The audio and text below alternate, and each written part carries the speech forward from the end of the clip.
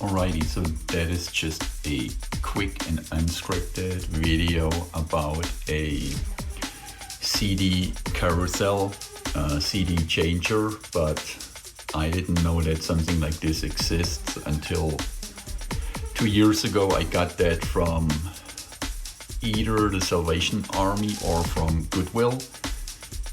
And I had the problem actually that I had like 50 or 60 CDs. I don't listen to them that often, and I didn't know where to store them. So I found this one for, I guess, $50.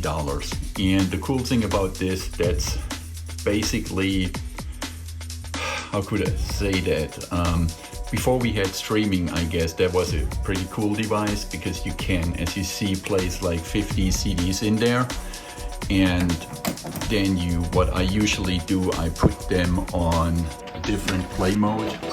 So what I often do is like the shuffle play mode. Shuffle play mode means it plays from every CD 1 or 2 songs, and it does it just randomly. You see now, right now it's disc number 38, plays track number 1, and the next disc would be disc 39. And then of course we can, like with every ordinary, we can change, but then we have that dial here. So when I change that dial, you see I can kind of pre-choose which one would be actually the next CD. Then we can change the play mode. Now you see it reads disc number 1, all discs, and then you see that's what I always use, the shuffle mode. This thing actually comes with a remote control. I didn't get it with a remote control. I bought it online on eBay. The remote control, I guess it works with some other changers as well.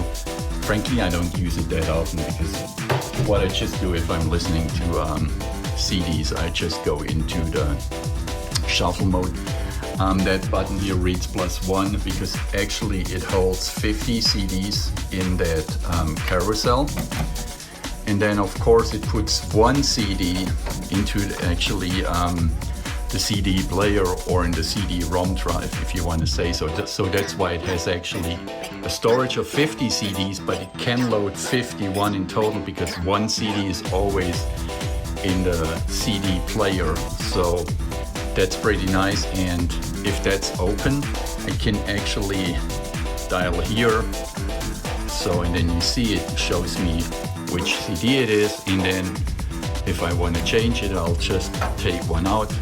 And then, oh, that's a dusty one, bad example. Then I take one out, put another one in, and that's actually the same. I had a problem with my duct, so I just see that a lot of dust is in that machine, so I need to clean it.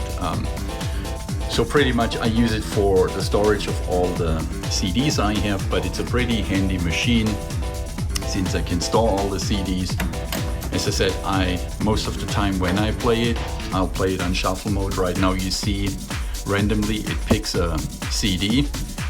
Of course I do not remember on which spot 1 CD is, so let's see. Now it picked actually disc number 1, it plays track number 3, and then the rest is actually like an ordinary CD player, nothing special here.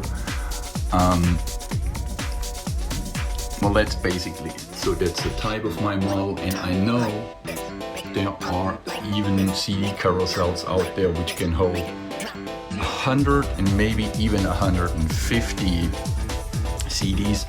So if you have a lot of CDs and you don't know where to store them, you can consider buying one of these. They are not expensive anymore.